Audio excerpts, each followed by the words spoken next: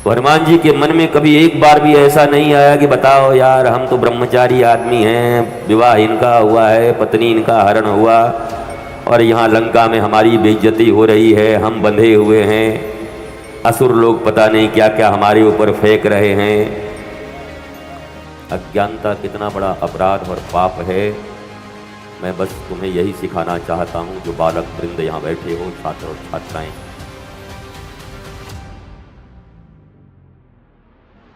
एक सब्जी बेचने वाला आदमी बरसों से सब्जी बेचता था। छोटा सा पत्थर था चमकता हुआ। एक दिन कोई आया और कहा कि इस पत्थर को मुझे दे दो, मैं तुम्हें इतना धन दूंगा।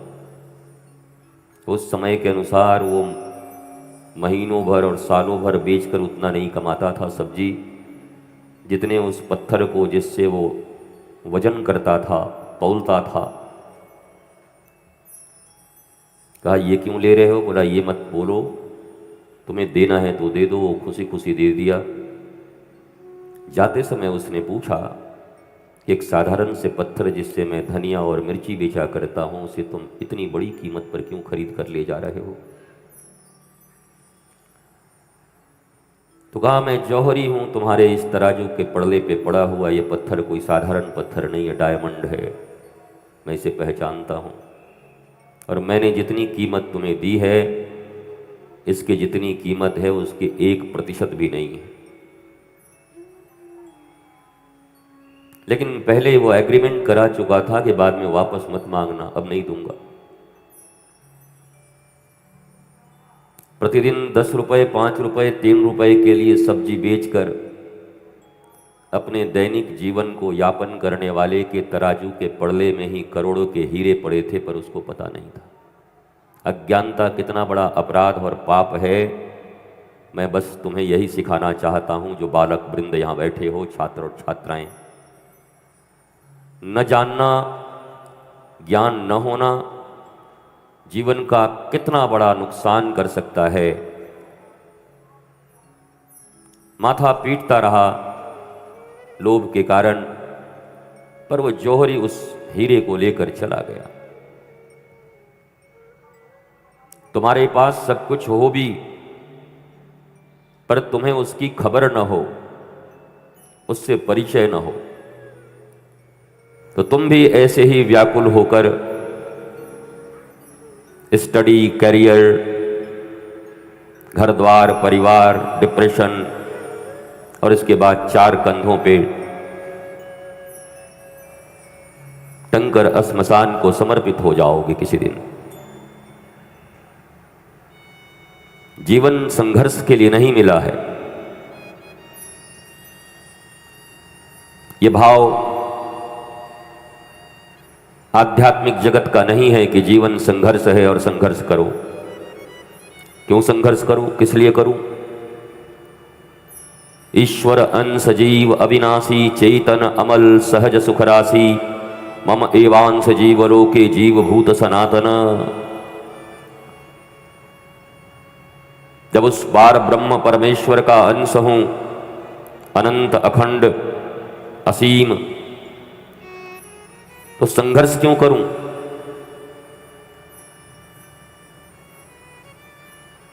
सच्चिदानंद परमानंद घन विग्रह श्री राम और कृष्ण, अगर हम उनके अंश हैं, उनकी संतानें हैं, तो हम संघर्ष किस लिए करें?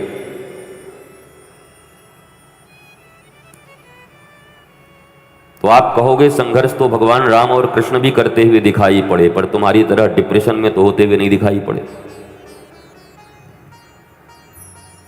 तुम उन्हें संघर्ष कह रहे हो, जोड़ रहे हो, पर तुम्हारी तरह मति उनकी समाप्त तो नहीं हुई, वो डिप्रेसिव तो नहीं हुए, हाय हाय तो नहीं किए।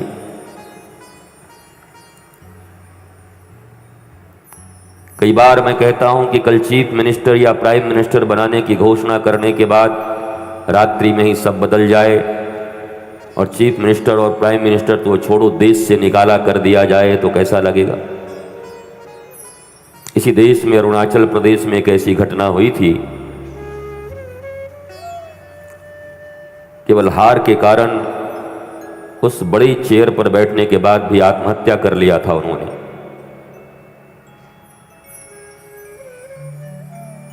पर भगवान श्री राम मुस्कुराते हुए, पिता दीन मोहि कानन राजू,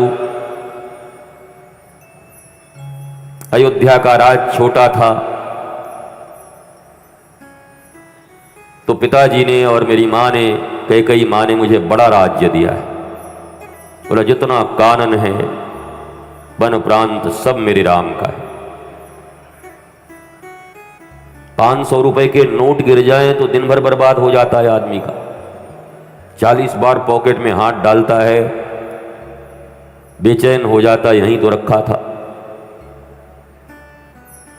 युवराज के पद पर अभिषिक्त होने वाले को कल देश से बाहर जाना पड़ रहा हो सियाजी के साथ, पर उनके चेहरे पर कहीं डिप्रेशन के कोई चिन्ह नहीं है, अवसाद के कोई चिन्ह नहीं है, विषाद के कोई चिन्ह नहीं है, बल्कि माता पिता का प्रसाद समझकर और वो सीधे वन की ओर निकल गए। दुनिया में 2 काम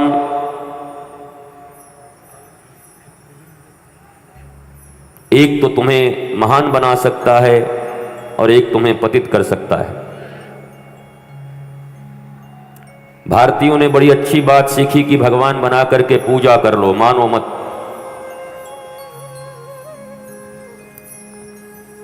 पूजा करना आसान है,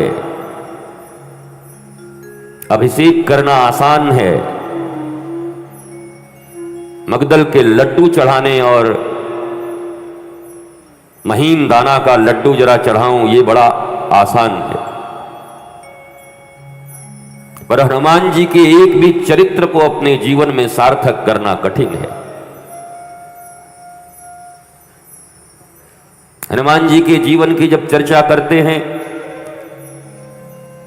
तो हनुमान जी के मन में कभी एक बार भी ऐसा नहीं आया कि बताओ यार, हम तो ब्रह्मचारी आदमी हैं, विवाह इनका हुआ है, पत्नी इनका हरण हुआ और यहाँ लंका में हमारी बेइज्जती हो रही है, हम बंधे हुए हैं, असुर लोग पता नहीं क्या क्या हमारे ऊपर फेंक रहे हैं। कितने भी अपने रहो पर ये भाव मन में आ ही जाता है, हमको क्या मिला बताइए, हम बेकार ही परेशान हो रहे हैं।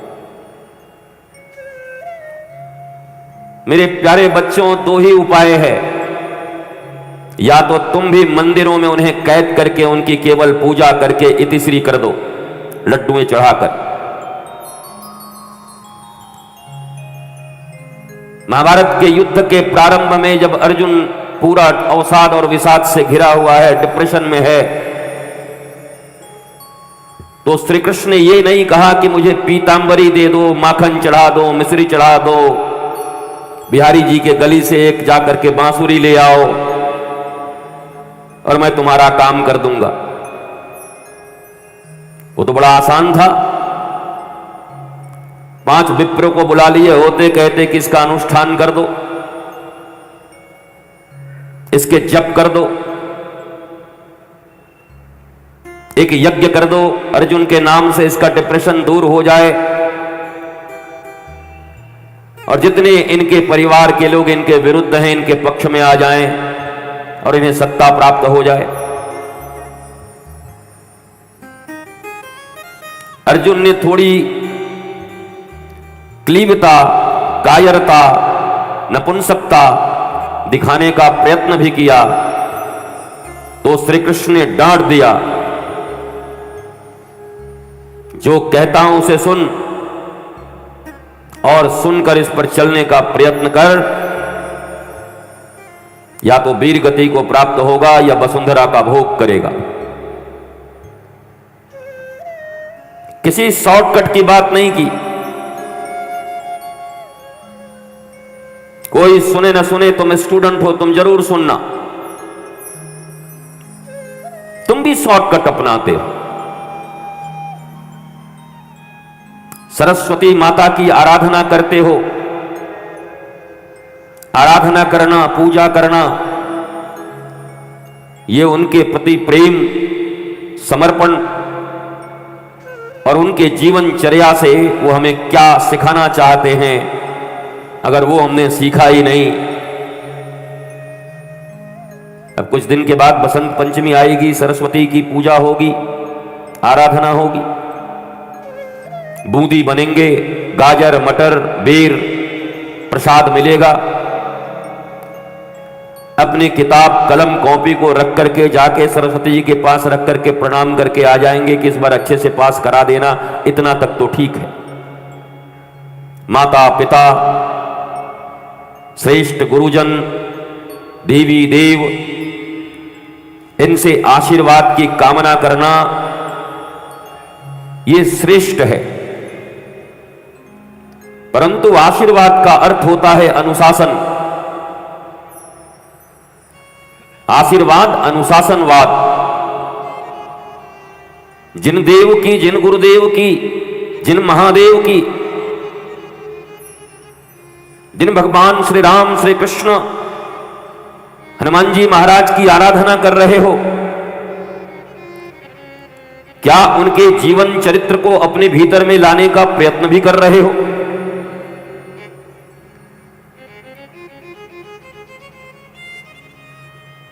अगर नहीं करते तो अपने आध्यात्मिक शास्त्रों से हम कुछ सीखने को तैयार नहीं है। मैंने कहा ना, दो ही चीजें हैं, या तो कैद कर दो, जय हो आपकी जय हो, आपसे बड़ा कौन है, और या तो फिर उनसे सीख लो। हम सीखते नहीं। हमारे यहां गुरु परंपरा भी रही तो वर्ष भर में एक बार गुरु आते, उनके चरणों का प्रक्षाल करते, चरणामृत लेते, घरों में देते और फिर कहते अब गुरु जी एक वर्ष बाद फिर आइएगा।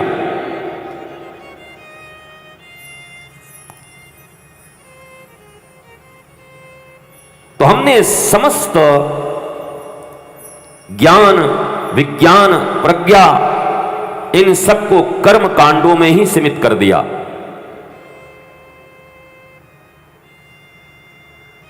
और भारत की दुर्गति का एक बड़ा कारण भी यही है।